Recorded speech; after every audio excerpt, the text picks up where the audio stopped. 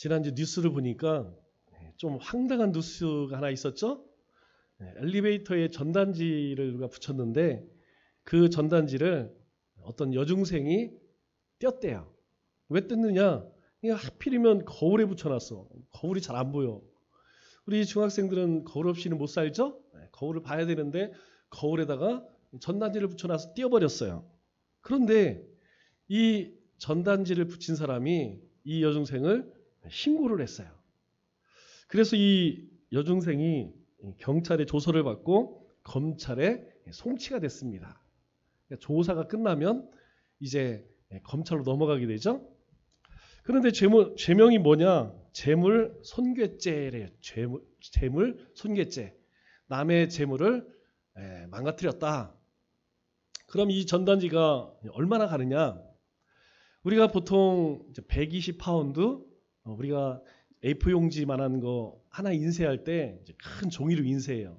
대략적으로 한 30원에서 40원 정도 됩니다. 3, 40원짜리 떼었다고 재물 손괴죄로 조사를 해서 검찰에 송치를 했대요. 그래서 인터넷에서 난리가 났습니다. 도대체 이런 황당한 짓을 누가 했느냐 알아보니까 용인의 동부경찰서에서 이런 일을 했대요. 그래서 이제 우리 네티즌들이 가만히 있겠습니까? 이 용인 동부경찰서의 게시판에다가 이제 막 난리가 났겠죠? 거기다 막 이제 여러 가지 글을 올렸어요. 그랬더니 이 게시판을 닫아버렸어. 없애버렸어. 그 가운데 이게 재미있는 댓글이 있어요. 뭐냐면 우리도 이 경찰서에 가서 전단지를 붙이자. 근데 떼지 못하겠죠? 떼는 사람은 똑같이 이 여중생과 같이 조사를 받아야겠죠. 고소를 당하겠죠. 또 이런 말도 있습니다. 이 동부경찰서 경찰들은 다 촉법 경찰들이냐? 애들 같다는 거죠. 그런데 저는 이 뉴스를 보면서 기분이 되게 좋더라고요. 검찰에 넘어가 좋다는 게 아니고 아이고 그러면 우리 전도지도 함부로 못 버리겠네? 이런 논리가 되지 않겠어요? 우리도 이제 전도지를 꽂거나 붙이면 이제 함부로 뗄 수 없지 않겠느냐? 그런 생각이 들어요. 그런데 옳지가 않죠.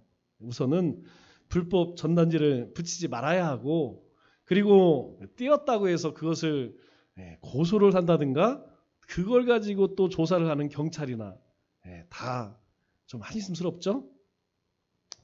우리가 화교 있죠? 화교. 우리나라에 살고 있는 중국 사람들. 화교가 있는 곳에는 학교가 있습니다. 보통 학교에 이제 교훈하면 그런 게 있죠. 정직, 질서, 창조. 가장 보편적인 그런 교훈들입니다. 이제 급훈도 있어요. 학급마다 이제 급훈이 있는데 여러분도 한 번씩 보셨을 거예요. 선생님이 보고 있다. 이런 급훈도 있더라고요. 공부를 열심히 하면 미래 남편이 바뀐다. 이런 급훈도 있더라고요. 제가 다니던 학교에서는 미션스쿨이라 경천 위국 애인이었습니다. 경천 위국 애인. 그런데 이 학교의 교훈이 무엇이냐? 예의와 염치라는 거예요. 예의, 염치. 제가 가만히 생각해 보니까 예의, 염치 좀 그쪽 사람들이 예의가 없죠? 예의가 없어요. 시끄럽습니다. 교양이 좀 없어요. 그러니까 우리가 한국 땅에 사는 우리만큼이라도 좀 예의를 차리고 살자. 그래서 학교 교훈을 예의, 염치는 좀 이해가 안 되더라고요. 염치가 없어서 좀 염치 있자.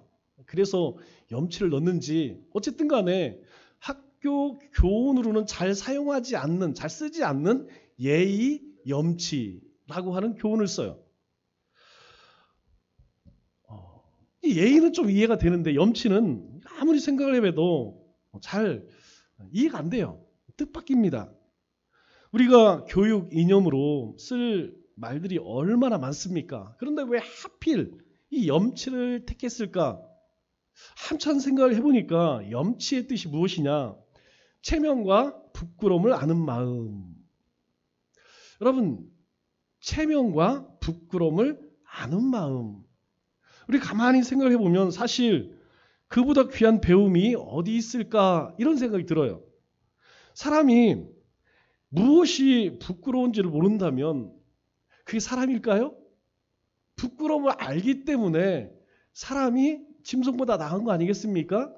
사람이 만일 부끄러움을 모른다면 뭐 짐승과 다를 게 뭐예요? 그렇기 때문에 이 부끄러움을 알지 못하면 나머지 지식은 오히려 더 위험하고 무익할 수 있다는 것이죠. 우리가 배움을 통하여서 좋은 학교 가려고 배우는 게 아니잖아요. 배움을 통하여서 어떻게 세상 속에서 사람답게 살아갈 수 있는가? 그 중에 하나가 무엇이냐면 바로 부끄러움을 아는 마음이라는 것이죠.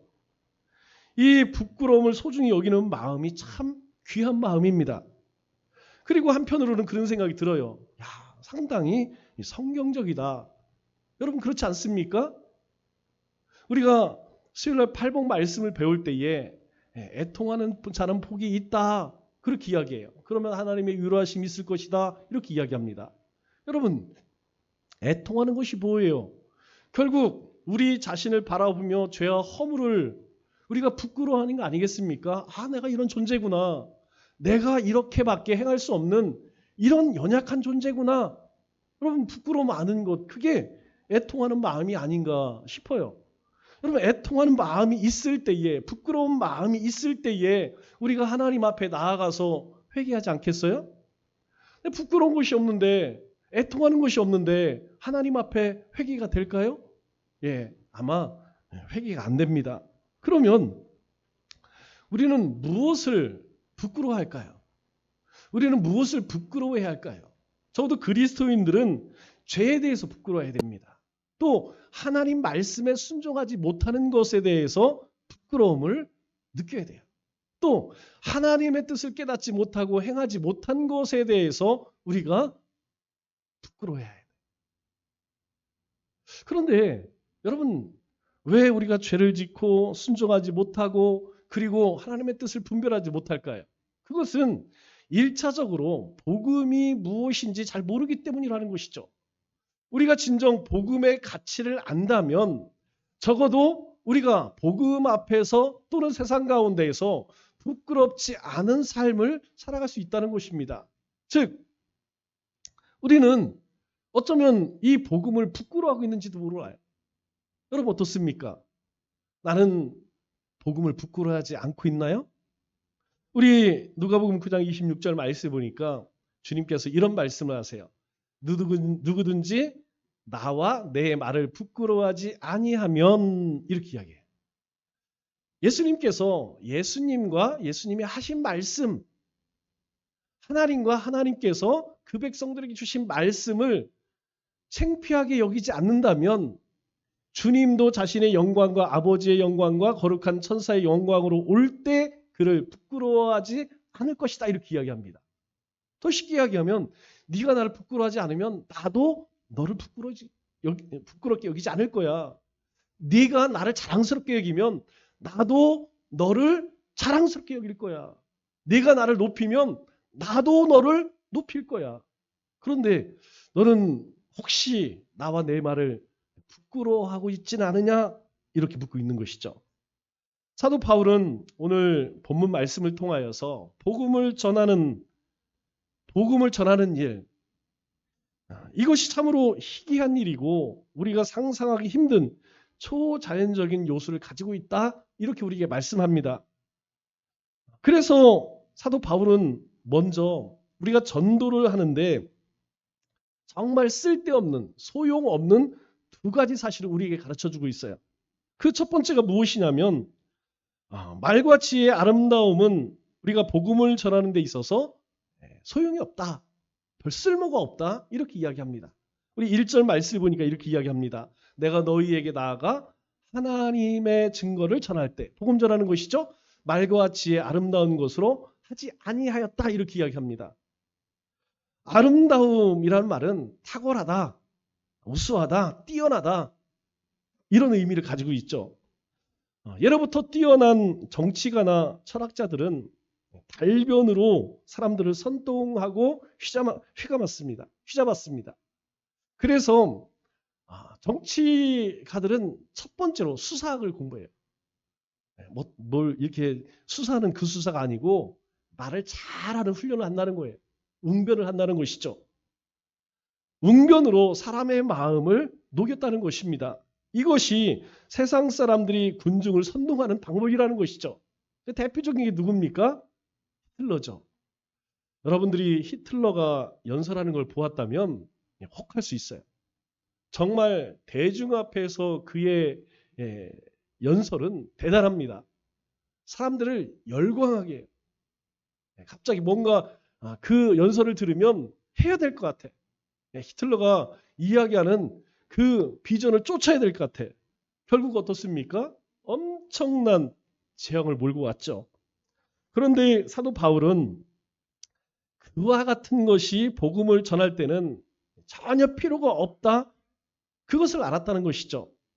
달변이나 철학적인 지식으로는 한 사람도 구원하지 못한다는 것을 자신의 경험을 통해서 깨닫게 된 것입니다.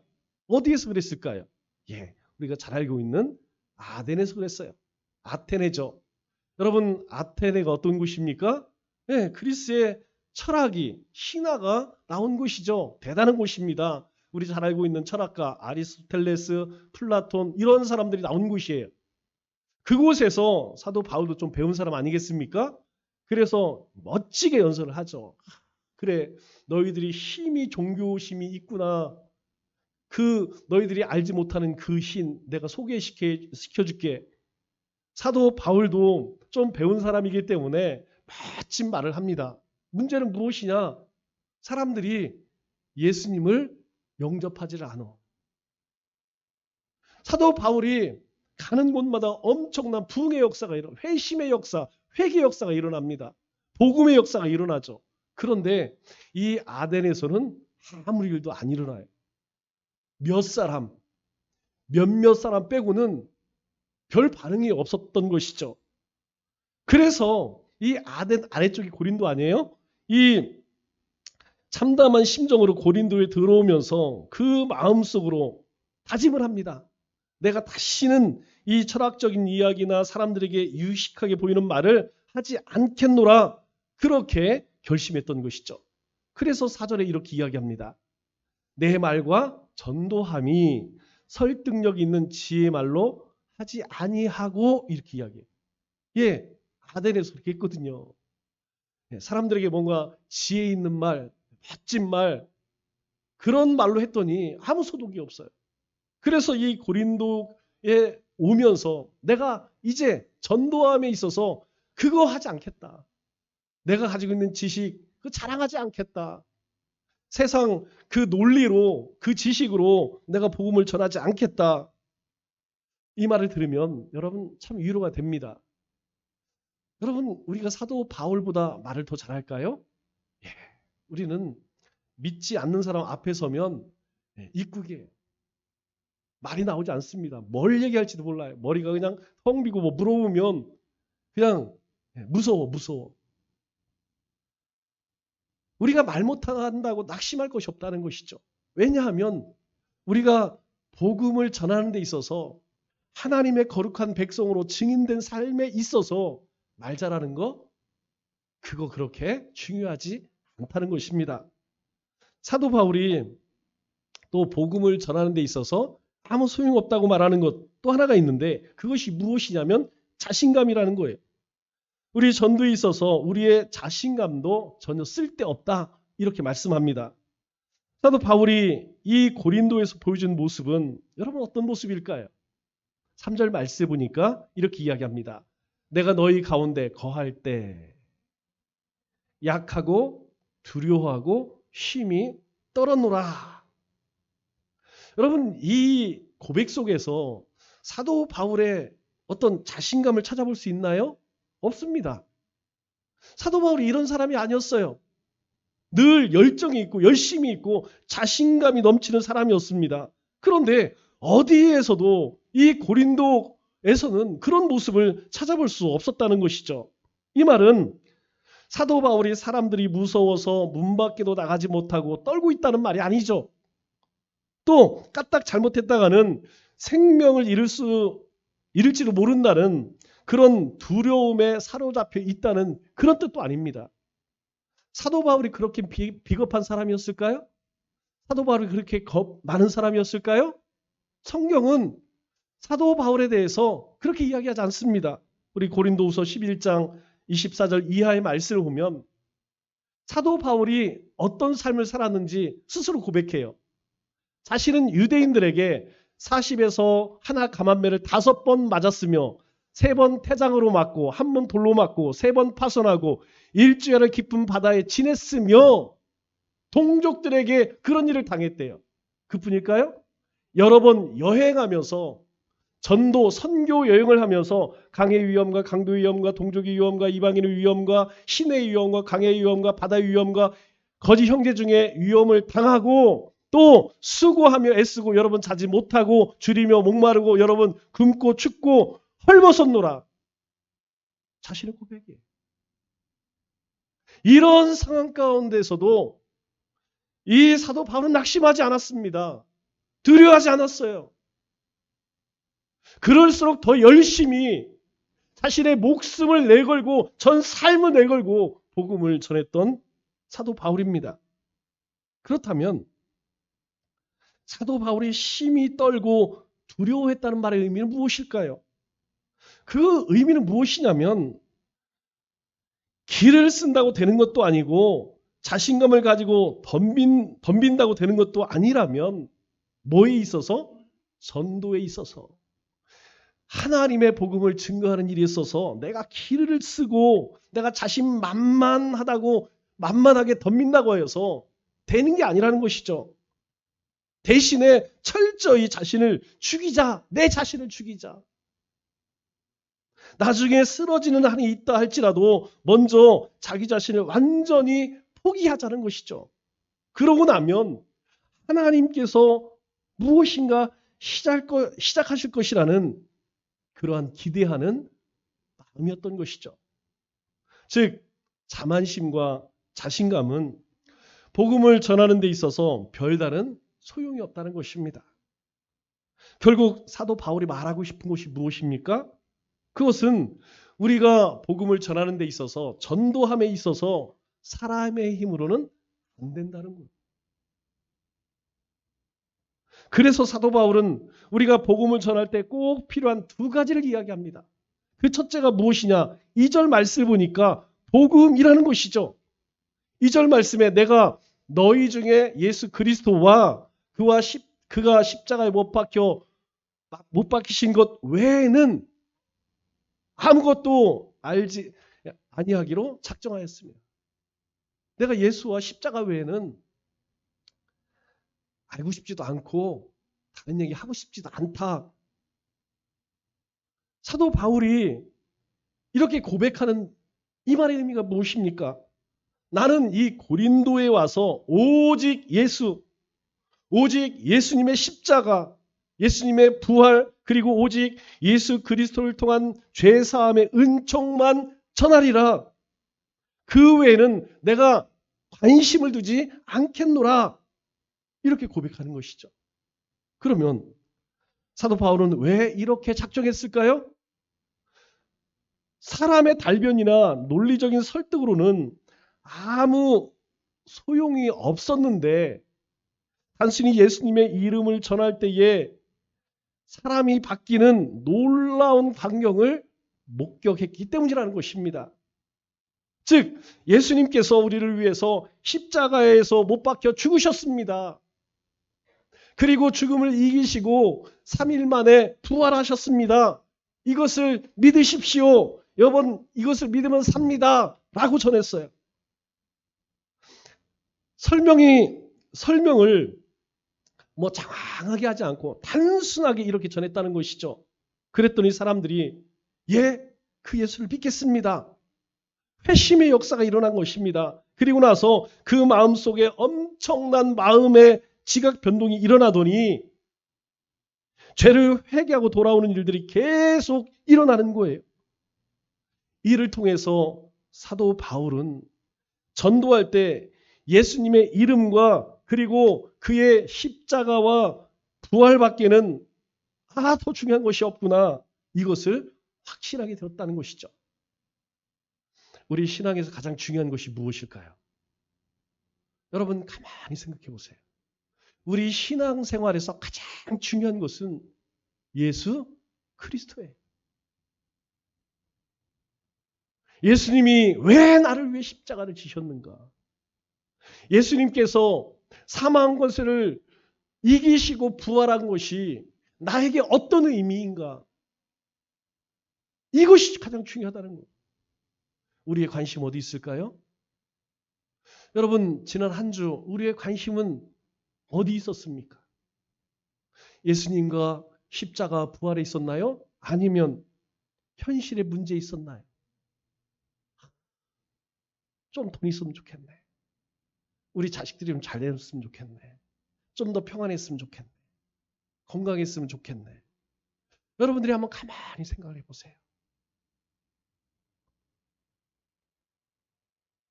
여러분 베드로가 지식이 많은 사람인가요? 아니면 베드로가 세상적으로 명망이 있었던 사람인가요? 아닙니다. 그저 평범한 어부였습니다. 그런데 이 베드로가 예루살렘에서 이렇게 외칩니다. 사도행전 2장 36절 말씀을 보니까 그런즉 온 이스라엘 집은 확실히 알지니 너희가 십자가에 못 박은 이 예수를 하나님이 주와 그리스도가 되게 하셨느니라. 야, 우리가 못 박은 그 예수 하나님께서 우리의 구주와 우리를 구원할 자 되게 하셨어. 여러분 베드로가요 가방끈이 짧습니다. 자신이 경험한 것, 자신이 아는 것, 예수님은 우리를 위해 십자가를 줬어. 그 십자가를 지심으로 우리의 그리스도가 되었어. 우리의 메시아가 되었어. 그분이 메시아였어. 구원자였어. 그렇게 전하니까 37절에 어떤 역사가 일어나느냐. 그들이 이 말을 듣고 마음에 찔려. 형제들아 우리가 어찌할꼬. 많은 이야기 하지 않습니다. 예수님이 이러쿵저러쿵 우리가 이러쿵저러쿵 하나님께서 우리를 불쌍히 여기셔서 예수님을 보내주셨어. 그리고 그 예수님이 십자가를 지시고 우리를 왜 죽으셨잖니? 이스라엘 백성은 다 알아요. 왜? 자신들이 한 일이기 때문에. 그런데 그 말을 듣는 순간에 마음이 찔려. 그리고 뭐라고 고백합니까? 우리가 어찌할까? 어떻게 할까? 우리가 죄인이었구나. 우리가 메시아를 십자가에 못 박았구나. 그렇다면 우리가 어떻게 해야지? 그러자 그 폭도와 같은 사람들이 가슴을 치며 회개하고 돌아와 하루에 몇 명? 3,000명의 남자들이 주님 앞에 무릎을 꿇는 놀라운 기적이 일어났다는 것이죠. 이것이 바로 복음의 능력이라는 것입니다. 사도 바울도 이 같은 경험을 하게 되죠. 빌립보에서 이제 매를 맞고 감옥에 갇혔는데 간수에게 복음을 전할 기회가 생겼어요. 그때 사도 바울이 뭐라고 이야기합니까? 우리가 너무 잘 아는 말씀이에요. 사도행전 16장 31절에 주 예수를 믿으라 그리하면 너와 내 집이 구원을 받으리라. 야, 우리가 이런 사람 아니냐? 야, 하나님이란 분이 계신데 하나님이 이런 분이고 그분이 예수님을 이렇게 보내고 예수님이 이 땅에 와서 뭐 이렇게 여러분 그런 설명하지 않았어요. 그 간수에게 뭐라고 이야기하느냐? 주 예수를 믿으라. 예수 믿어. 그리하면 너와 내 집이 구원을 얻을 것이야. 이 한마디에 그 간수의 온 집안이 예수를 믿고 돌아왔는가 하면 바로 빌립보의 하나님의 교회가 세워지는 새로운 전환기를 맞이하게 돼요. 여러분 빌립보 교회가 어떻게 세워집니까? 바로 이 간수로부터 시작돼요. 그리고 르디아라가는 옷감 파는 여인과 함께 빌립보 교회가 세워져요. 이방인 가운데에 저 이방 땅 가운데 저 헬라 땅 가운데에 처음으로 세워지는 교회가 됩니다. 이것이 바로 복음의 능력이라는 것입니다. 두 번째로 우리의 전도함에 있어서 꼭 필요한 것이 무엇이냐? 4절 말씀에 이렇게 이야기하죠. 성령의 나타나심과 능력이라고 말씀합니다. 그거 고백해요. 내 말과 내 전도함이 설득력이 있고 지혜 있는 것이 아니다. 다만 성령의 나타나심과 성령의 능력으로 가능한 것이다. 가능했다. 여러분, 이 말은 사람이 하는 일이 아니라는 것이죠. 예, 맞습니다. 사람이 하는 일이 아니었기 때문에 지금 우리도 예수님을 믿게 된 거 아니에요? 우리가 어떤 사람들인데? 여러분, 우리가 어떤 사람입니까? 대단한 사람들이잖아요? 하나님께서 우리에게 은혜 베푸셔서 그걸 뭐라고 이야기해요? 내가 거부할 수 없는 은혜를 부어주신 걸 불가항력적 은혜라고. 나 같은 사람이. 우리가 세상에 나가서 사람들과 비교하면 별거 아닌 것 같지만 여러분, 우리가 그렇게 만만한 사람 아니잖아요? 우리가 그렇게 마음을 함부로 주고 고개 숙이는 사람들 아니잖아요?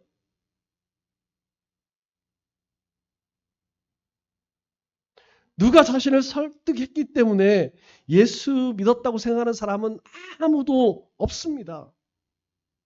그건 불가능한 일이라는 것이죠. 누가 와서 이렇게 저렇게 잘 꼬셔서 설명해서 그렇게 해서 예수 믿어지는 게 아닙니다. 바로 성령의 역사라는 것이죠. 성령은 복음의 말씀을 듣는 자의 마음속에 믿음이 싹트게 하는 능력을 가지고 있습니다. 하나님의 영이 우리 가운데 임하면 여러분, 어떤 사람이라도 아무리 강팍한 사람이라도 꼬꾸러질 수밖에 없다는 것이죠. 그러므로 진짜 믿음은 어떤 믿음입니까? 5절 말씀에 이렇게 이야기하죠. 너희 믿음이 사람의 지혜에 있지 아니하고, 너희들이 잘나서 똑똑해서 그래서 예수님 믿게 된 거 아니라는 거예요. 오직 하나님의 능력에 있게 하려 함이었노라. 오직 하나님의 능력으로 우리가 예수님을 영접하고 하나님의 거룩한 자녀가 되었다는 것이에요. 지식적으로, 철학적으로 또는 설득이나 설명 때문에 생긴 믿음이 아니라는 것이죠. 성령의 능력 때문에 갖게 된 믿음이 진짜 믿음이라는 것입니다. 그러므로 이것은 사람의 일이 아니라는 거예요. 하나님의 역사라는 것입니다. 그래서 구원은 하나님의 은혜요, 하나님의 선물입니다. 우리가 왜 감사해야 할까요? 감사의 이유가 있어서 감사해야 할까요? 왜 하나님은 우리에게 범사에 감사하라라고 하셨을까요? 우리는 도저히 하나님 앞에 나아갈 수 없는 자들이었습니다. 그럼에도 불구하고 우리에게 무조건적으로 택해 주셔서 불가항력적인 은혜를 베풀어 주심으로 우리를 하나님의 자녀 삼아 주셨다는 거예요. 누가 뺏어갈 수 있을까요? 이거 다시 취소될 수 있을까요? 하나님이 한번 택하시면요, 버리지 않으세요. 복음의 능력은 전도자의 탈변에 있지 않습니다. 성령의 능력이 하나님의 말씀을 통해서 역사해 영혼을 변화시키지 않는다면 아무도 구원을 받을 수 없다는 것이죠. 칼빈의 5대 교리가 뭡니까? 여러분, 칼빈의 5대 교리는 모든 사람은 전적으로 부패했다. 그런데 하나님께서 은혜를 베푸셔서 우리를 무조건적으로 택하셨다. 택한 백성들을 속죄하시고 그 백성들에게 거부할 수 없는 은혜를 주셨다는 겁니다. 그것으로 끝나지 아니하고 우리가 하나님의 나라에 이르는 날까지 견인하신다, 이끄신다, 인도하신다는 것. 우리를 붙드셔서 하나님께서 이끌고 가신다는 겁니다. 여러분, 이 핵심이 뭡니까? 하나님의 은혜와 능력으로만 가능한 것이 구원이라는 것. 오직 하나님의 은혜와 하나님의 능력으로만 가능하다는 것. 전도라는 방법 자체가 사실 얼마나 미련해 보입니까? 여러분, 우리가 세상 사람들 평상시에는 참 어리석어요. 그런데 복음만 전하면 갑자기 똑똑해져. 사람들이 그래요. 이상해요. 운전할 때 보면 참 이상한 사람들 많아요. 그런데 예수 믿으시오 라고 하는 순간에 사람들이 갑자기 똑똑해져요.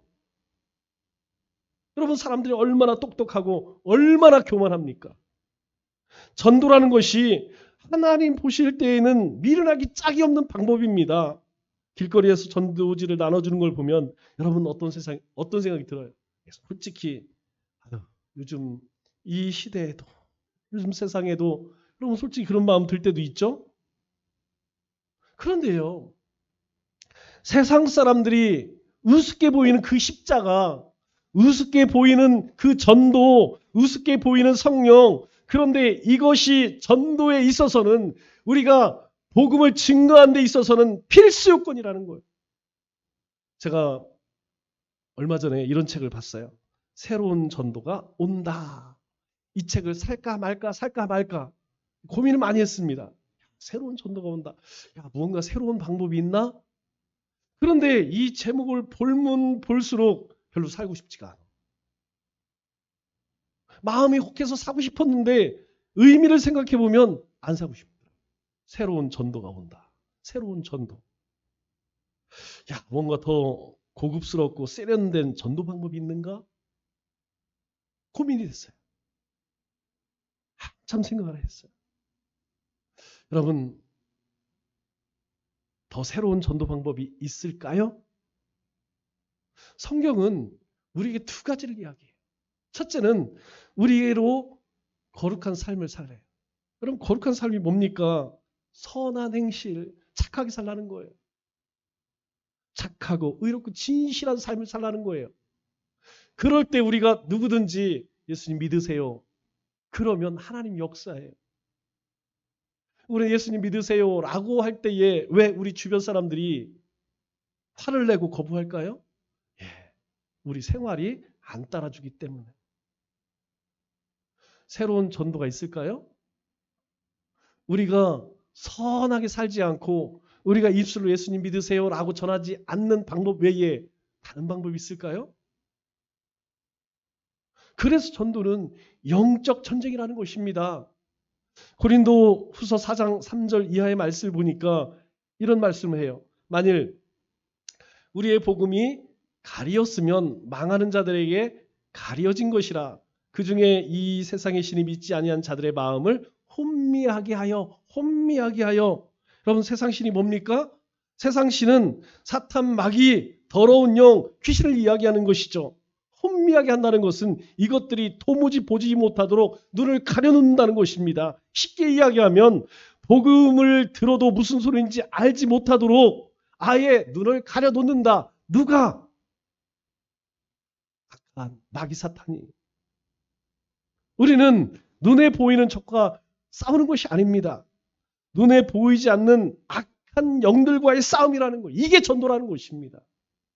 단순히 나가서 예수님 믿으시오. 이게 아니라는 거예요. 우리가 왜 더 경건 생활에 힘써야 되느냐? 영성 생활에 힘써야 되느냐? 왜 예배의 삶을 살고 말씀을 붙들고 기도에 힘써야 하느냐? 우리가 그렇게 하지 않고는 우리 안에 이 복음의 능력을 드러낼 수가 없다는 거예요. 그러므로 이 전도에서 우리는 우리 자신의 힘으로 이길 수 없다는 것을 깨달아야 합니다.